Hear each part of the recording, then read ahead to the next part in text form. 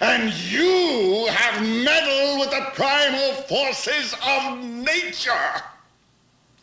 And you will atone. Am I getting through to you, Mr. Beale? You get up on your little 21-inch screen and howl about America and democracy. There is no America. There is no democracy. There is only IBM and ITT and AT&T and DuPont, Dow, Union Carbide, and Exxon. Those are the nations of the world today. What do you think the Russians talk about in their councils of state?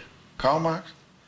They get out their linear programming charts, statistical decision theories, Minimax solutions, and compute the price-cost probabilities of their transactions and investments, just like we do.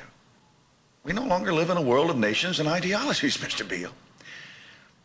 The world is a college of corporations, inexorably determined by the immutable bylaws of business.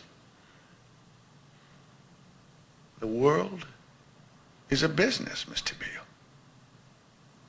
It has been since man crawled out of the slime.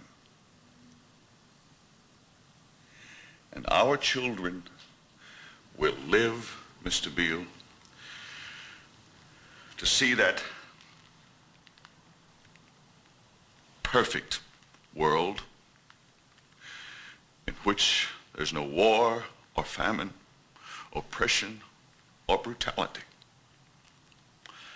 One vast and ecumenical holding company for whom all men will work to serve a common profit, in which all men will hold a share of stock, all necessities provided, all anxieties tranquilized, all boredom amused.